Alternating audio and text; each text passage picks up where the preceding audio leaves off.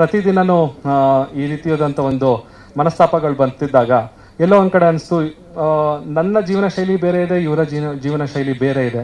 ಒಬ್ರಿಗೊಬ್ರು ನಾವು ರೆಸ್ಪೆಕ್ಟ್ ಮಾಡಲೇಬೇಕು. ಬಿಕಾಸ್ ನಾವೆಲ್ಲ ಇಂಡಿವಿಜುವಲ್ಸ್.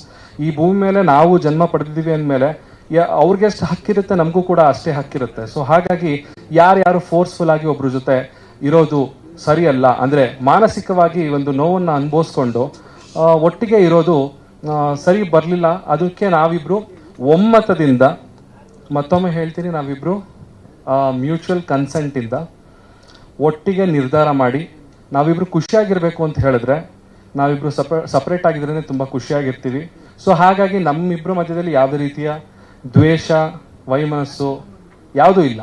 ಅಂದ್ರೆ ನನಗೆ ಅವರ ಬೆಳವಣಿಗೆ ಒಂದು ಖುಷಿ ಇದೆ, ಅವರು ಇಷ್ಟು ಮಟ್ಟಕ್ಕೆ ಬೆಳೆದಿದಾರಲ್ಲ ಅನ್ನೋ ಒಂದು ಖುಷಿ ಇದೆ. ಆಕೆಗೆ ಕೂಡ ನಾನು ಮಾಡ್ತಿರುವಂತ ವಿಷಯದ ಮೇಲೆ ಅವ್ರು ಕೂಡ ರೆಸ್ಪೆಕ್ಟ್ ಇದೆ. ಸೊ ಇಬ್ರು ಮ್ಯೂಚುವಲ್ ಆಗಿ ರೆಸ್ಪೆಕ್ಟ್ ಇಂದ ಒಬ್ರಿಗೊಬ್ರು ಒಂದು ಮ್ಯೂಚುವಲ್ ಕನ್ಸೆಂಟ್ ಇಂದ ಒಪ್ಕೊಂಡು ಇವತ್ತು ಈ ನಿರ್ಧಾರ ಮಾಡಿ ವಿಚ್ಛೇದನವನ್ನು ಕೂಡ ಪಡೆದುಕೊಂಡಿದ್ದೀವಿ. ಅಂಡ್ ನಮಗೆ ನಮ್ಮ ಸ್ನೇಹಿತರು, ಹಾಗೆ ನಮ್ಮ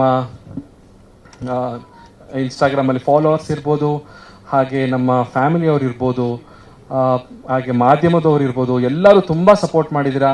ಇಂಥ ಒಂದು ಸಿಚುವೇಶನ್ ಅಲ್ಲಿ ನಮಗೂ ಕೂಡ ತುಂಬಾ ಕಷ್ಟ ಆಯಿತು. 2 ದಿನ ನಾವು ಯಾರ ಫೋನ್ ಅಟೆಂಡ್ ಮಾಡಕ್ ಆಗ್ಲಿಲ್ಲ. ಬಿಕಾಸ್ ಆ ಮನಸ್ಥಿತಿಲಿ ಇರ್ಲಿಲ್ಲ, ನನ್ಗೆ ಯಾರ ಜೊತೆನೂ ಮಾತಾಡಬೇಕು ಅನ್ನೋ ಒಂದು ಮನಸ್ಥಿತಿ ಇರಲಿಲ್ಲ.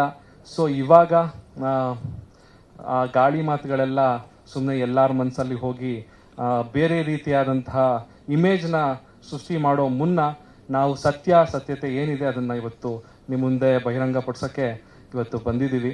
ಸೊ ಮೊದಲನೇ ಪಾಯಿಂಟು ಕ್ಲಿಯರ್ ಆಗಿದೆ, ನಾವು ಕಾನೂನಾತ್ಮಕವಾಗಿ ವಿಚ್ಛೇದನವನ್ನು ಪಡೆದಿದ್ದೀವಿ.